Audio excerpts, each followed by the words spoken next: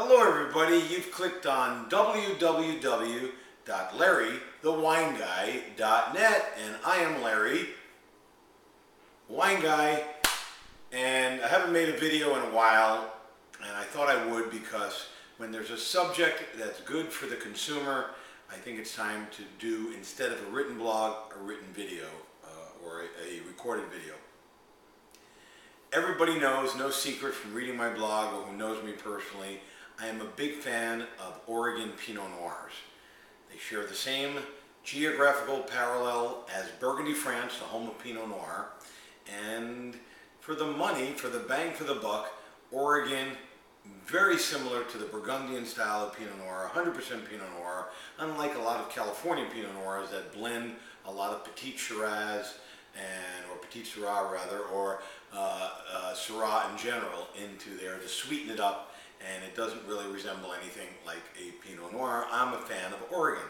However, Burgundian style Pinot Noirs are more earthy, more mushroomy, more brambles and forest floor and things like that. That is not to the average consumer who thinks when they drink a California Pinot Noir, they're enjoying Pinot Noir. So there's a certain vintages that come out in every area of the world that just you can't go wrong, and if you're going to try one, you might as well try one. Like 2001 Tuscan wine, a Chianti, can't go wrong. A 2000 Barolo in Piemonte would be great. 2005 in Chile, any wine from 2005 from Chile, including the #1 wine of the year, Casa La Pastol, Clos Apalta Vineyard, great.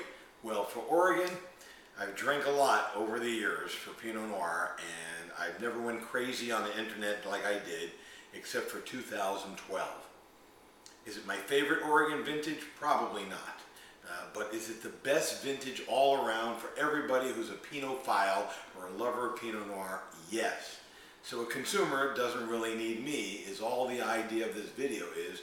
This is the time for all of you who have been naysayers and have never had an Oregon Pinot Noir to try Pinot Noir, because no matter what it is, who makes it, as long as it's from the 2012 vintage, which Wine Spectator hasn't officially rated, but I have a feeling it's going to be like a 96 to 97 point rated year, and other magazines are saying close to 100.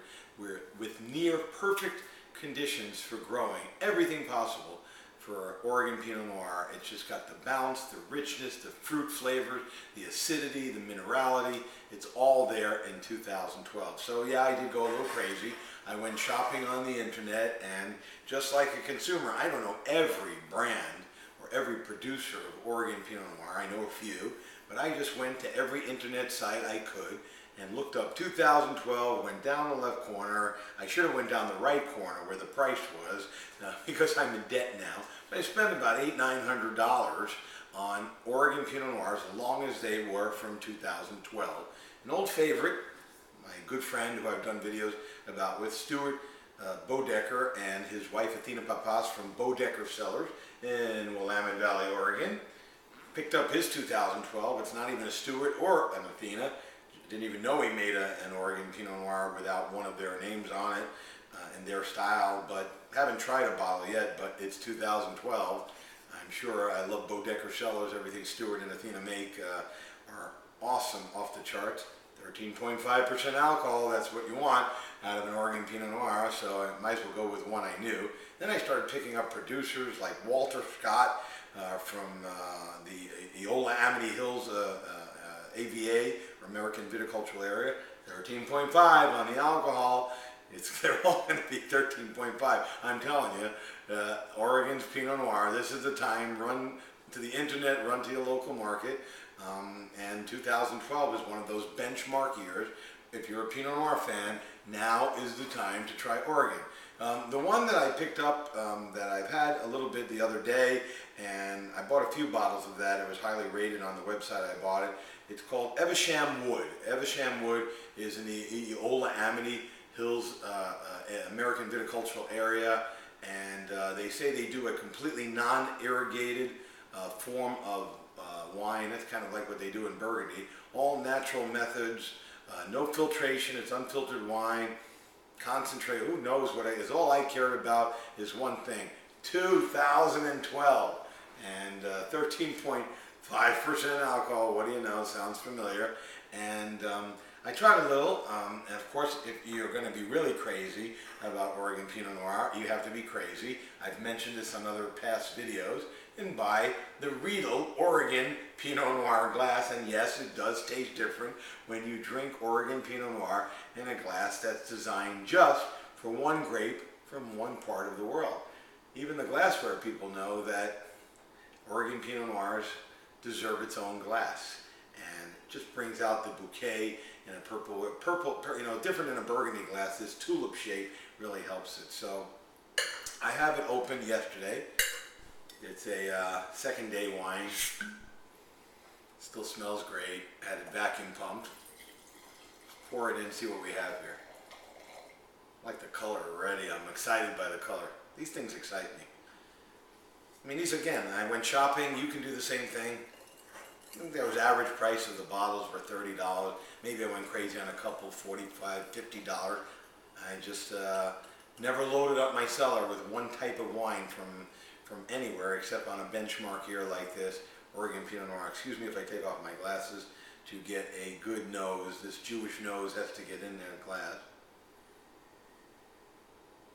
Oh, just like it's perfume, you know. Somebody should bottle this stuff in an atomizer and stand in a Macy's department store and just ask if you want to try the newest fragrance from Oregon.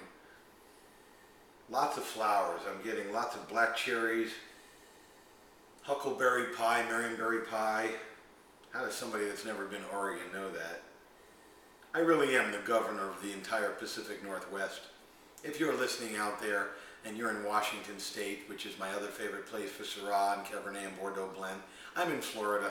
I've never been to either one of these states, Oregon or Washington State. I've done so much for that here in Florida, promoting these wines.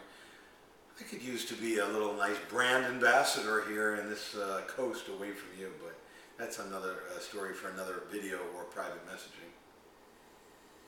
Strawberries, rhubarb, perfumey violets, lots of violets.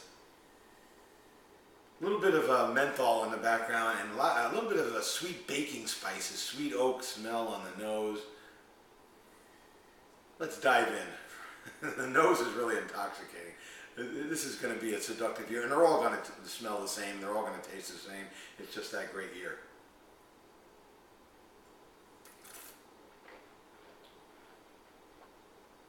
I mean, this just explodes. Explodes with bright cherries, more sweet cherries and sweet strawberries, and like almost that lavender violet flavor with a beautiful acidity on the palate. I'm salivating on my mid palate right now. It's really strong on the mid palate, and it just to finish this elegantly, silky tannins, ripe tannins. And this is a baby 2012, but it is ripe and beautiful. I mean, I can drink this every day of the week. I don't care who made it. My phrase is that even Stevie Wonder could make a good Pinot Noir in 2012. So if you are a winemaker or you're a novice, if you're somebody who lives in Oregon, just pick some Pinot Noir grapes from that vintage 2012, put them in the bathtub, stomp your feet on there, and you could make great Pinot Noir without even knowing how to make Pinot Noir. I mean, it's that just great of a year. And if you can, and it just doesn't taste right like all the other 2012s I've been tasting, even the supermarket brands of 2012 Pinot Noirs are absolutely off the chart and rating high, and all rating 90, 91 points. The lowest rating I've seen is 88 points on a wine from 2012. Pinot Noir, then you should go back to school or maybe work in a fast food drive and just find another career, because winemaking is not your number one skill, because it doesn't take any skill. This is a winemaker's gift. I bet you Stuart Bodecker is so happy with his 2012. So you really got to go out there and go to your market. This is a year to try Oregon Pinot Noir. That's why I made the video. Run to your local retailer. Look on the internet websites if you're one of the 17 states that can get delivery in the United States. Florida is one of them. But if not, go to your local retailer, say, I just want to look for Oregon Pinot Noirs 2012, rent a couple of U-Hauls, split the money with your friend, and just haul them all in, drink them now, drink them for later, put them down for 20 years. This is a great year to try Oregon Pinot Noir. So if you're a Pinot Noir lover and you've been drinking California or from other areas of the world, now's the time to drink Oregon. It's been great seeing you again. Like I always say, wine is not for snobs, especially 2012 Oregon Pinot Noirs. It's for everyday people just like you, me, Robert Parker, Wine Spectator, all the experts, all the novices. It's just to have fun and enjoy wine.